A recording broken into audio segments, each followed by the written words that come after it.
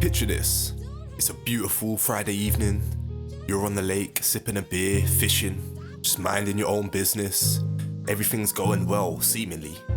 You're singing along to the music that you got playing in the background when suddenly you hear a loud sound coming from beneath you. The boat starts shaking, the beer suddenly falls off and you're struggling. You're trying to keep yourself stood up straight, but it's just not happening. So what do? You try to kick the boat to start. Please, if anything, God please just send me a miracle. If you could just get away now.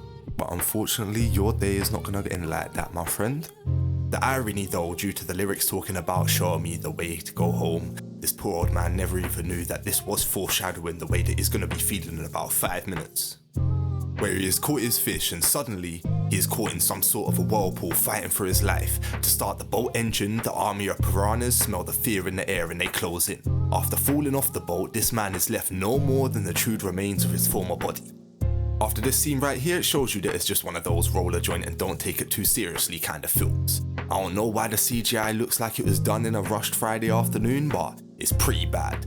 It shows the piranhas eating the body, but they're clearly not eating anything. It just looks like someone's just shaking around the image of this piranha over the top of an image of the person in the water. It just looks bad, to be honest. We then see the typical confident, I own the world type of surfer dude.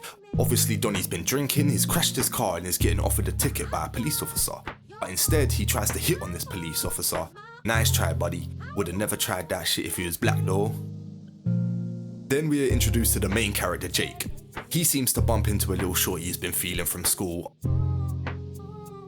After being abused by her boyfriend, he then bumps into another woman and a film director while picking up his little sister. She seems like she's showing some sort of interest into him, and this director definitely sounds like a wild card. So if it's me, I'm rolling with them to see where this adventure leads to. Sounds like the only other plans my guy has is to jack off while babysitting, so can't really lose, you know?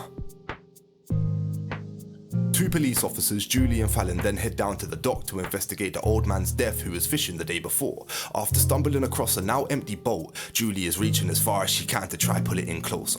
She falls in and the body immediately floats above the water. This is pretty absurd to think that after falling into the water in the middle of a lake, in the middle of a whirlpool, that both the body and the boat are going to float and end up in the exact same spot.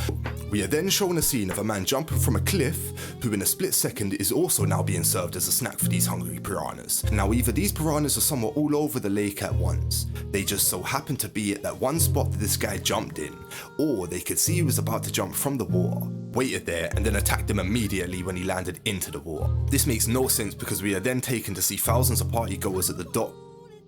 I'm saying the leader of the piranhas should just round up his little army and go wait over there because it seems like they're gonna have a lot of free food incoming. Our guy Jake is now getting invited onto the boat with the director and a woman from earlier shooting a music video. Well, my naivety thought it was a music video, but little did I know they're not shooting a music video, but they're actually shooting a porno. So I was correct in assuming that little Jake should have gone with this music director as he is leading them on a little sort of an adventurous scene. Jake's day is surely taking a turn for the better, and I'm rooting for him to hopefully get some nyash before the piranhas get to him. Little Jakey is love struck over his little high school sweetheart. Somehow she managed to get herself invited onto the boat too. Why can't our brother just do his thing in peace? Now he's gonna be in a fucked up situation this whole boat ride. Went from 0 to 100 back down to 50 real quick. At least now he's on a boat though, shooting a porno with his crush as well. Still a better spot than he started in. So let's just hope that he keeps making progress. On the phone to his mother, he notices his crush Kelly is missing. His heart dropped, he's sweating, panicking, then he jumps into the water trying to find her. We're then taken to a scene of his siblings, who seem to have gotten lost and stuck on a little island. It's showing us that this guy has fully left his two siblings alone in the middle of nowhere, so that he could catch an eye full of teas. This irresponsible motherfucker right here doesn't even deserve no pussy for this. After cutting her foot in the water, his little sister Laura narrowly escapes losing her life to the fishes as well. We are then taken to the police, Jake's mum and her colleagues, who are investigating what has happened. One of the divers is stripped to the bone, and the piranhas stripped this motherfucker like your uncle with his last chicken wing. She was in there barely 10 minutes. These police officers need to start phoning their higher ups, Wildlife Trust, or even Aquaman, someone that can deal with these piranhas. After jumping back into the boat from trying to save this diver, one of the piranhas manages to jump back into the boat with them, and it's showing that it's got razor sharp, shark-like teeth. They then take the fish to some old man who seems to have a bit more information regarding what they're actually dealing with here. He explains that they have found an ancient species of piranha who have been fighting and eating each other to survive this long, most likely why they are so angry. While receiving this information, the police officers asking them how they intend to stop them, as if she is qualified for that. Just yesterday she was arresting a boy for crashing his car while drunk, and now she is saying that she'll stop thousands of prehistoric piranhas, with 2 confirmed kills already. My first question is, how do you intend to do this? Now I have a few ideas you could try. You could throw a body into the water filled with poison of sorts. We don't know what would actually work, but luckily we have one of the fish already, so we could experiment with that. But you best believe me, I won't be stepping anywhere near the water. We've already seen it entirely rip the flesh from 2 corpses in a matter of minutes. One slip and is rest in peace to me, so you know I'm good on that one. We are then taken back to the boat with Jake and the director, where Jake is pleading for the man to take them back. He ultimately uses the fact that his mum is the police officer to try and strong-arm the director into leaving, in which he agrees but doesn't seem impressed. The police officers try to warn the partygoers about the impending doom that awaits them in the water, which obviously they ignore. Before the police officers even get a chance to explain the situation, the groups get straight back to partying. And from that point on, I'd have to say that anyone who just refuses to listen into an emergency announcement deserves to get what they've got coming to them. Like, I get it, y'all wanna party, get waved, all of that. If there's a boat full of police officers announcing that there's a state of emergency, I'ma at least take their words into consideration. This movie gets more unbelievable as the minute goes on. After arguing with the director about leaving, the boat pulls up against a random piece of the shoreline, where they just so happen to stumble across Jake's little brother and sister, who have seemingly gotten themselves stuck here after the boat that they've been riding on has drifted away as well. Now this type of coincidence is something that just doesn't happen. So Jake left his 2 little siblings at home, went for a porn cruise, impulsively got it to end early, just so happened to pulled up at this same spot and then bumped into his little siblings who happened to get themselves lost at the exact same place and time. Now this is either an act of God or an act of the devil, considering what's about to happen next. Headed back to the boat party, where we seem to have a bloodbath on our hands now. Now the character that makes the most sense to me watching this whole scene here is Todd. In the midst of the mayhem, he jumps onto a speedboat driving over everybody in an attempt to escape. Now this is how I expect most people to act. Unfortunately for Todd here, the boat runs out of gas in the middle of his getaway. He is then overrun by dying teens and subsequently dragged into the water as well. Yet another story of I nearly made it.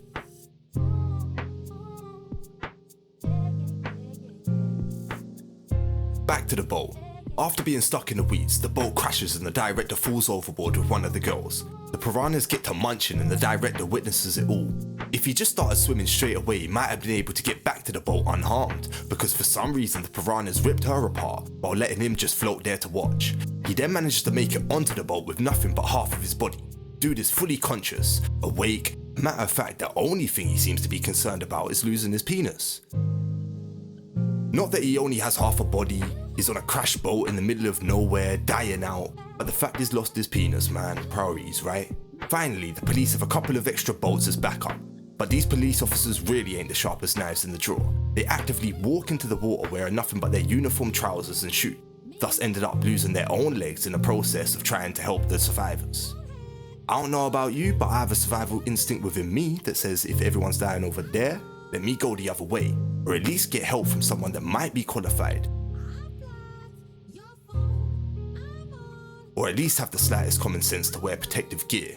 Jake calls his mum, letting her know that he's stuck and the boat that he's on is sinking. After hearing this, she wastes no time hopping across overturned boats as if she's on an episode of Takeshi Castle. This is entirely unnecessary though. Her friend's on a speedboat and he just pulls up to the same boat. He could have just pulled up to her, given her a lift, and she wouldn't have had to take all that risk. Because if she had slipped once, it would have been a death sentence.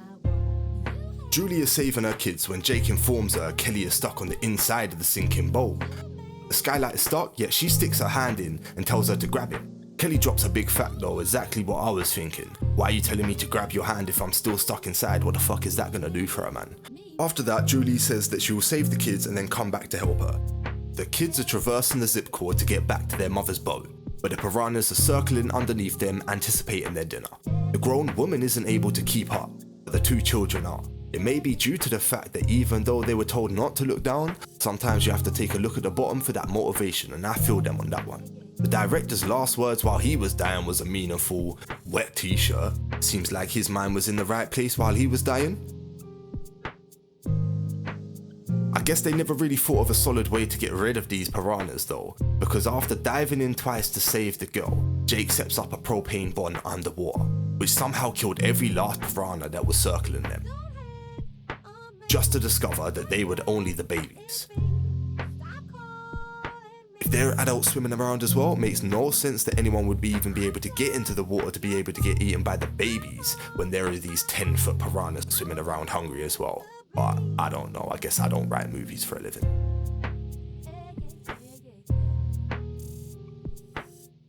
Looks like they tried to line it up for a sequel, but I guess that one never came. I would say that this film is a fun little film, but it's nothing to be taken too seriously.